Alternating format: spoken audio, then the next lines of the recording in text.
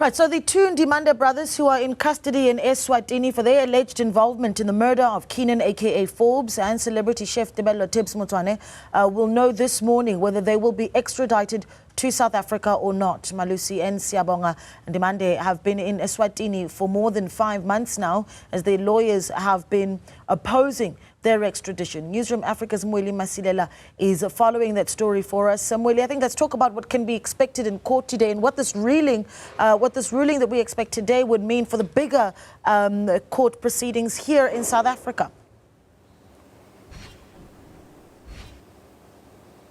Yes, Naledi will know that it's been a long journey. If I can tell you that there's been more than 8 postponements in as far as this case is concerned, and many people have been asking themselves as to why such delays, and there's been a number of reasons that could be attributed to those delays. Naledi, we know that when the formal extradition application was made by South Africa using the government of eSwatini, it was on the 18th of March, and since then there's been that long wait. And on the side of the defense, they made it very clear after that formal application that they want to have access and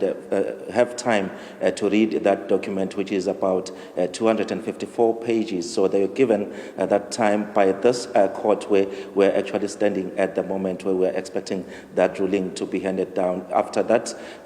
time was given to them to have a look into that document, they raised some questions saying that they're not happy with some of the issues raised in that particular document, and they were saying that there's some gaps that the state need to actually fill in as far as that extradition document is concerned. For an example, they raised the issue of security, that there was issues of charges on possession of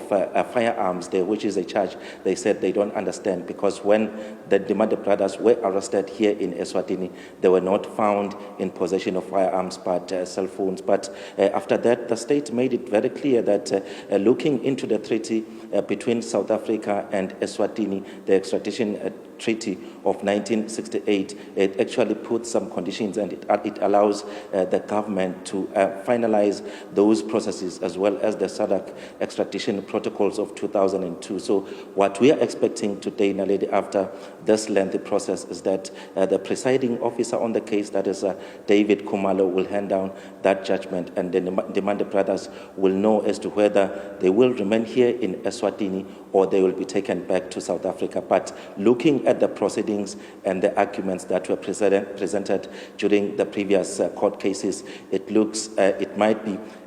very possible that today the court will rule that they must be taken back into South Africa, despite the many issues raised by the lawyers representing the two brothers, because they believe that on their side, if these two are taken back to South Africa, they are at a high risk in as far as their safety is concerned, because on the papers, they raised an issue of some police officers in South Africa colluding with some taxi bosses who are alleged to be actually targeting the two brothers to kill them after those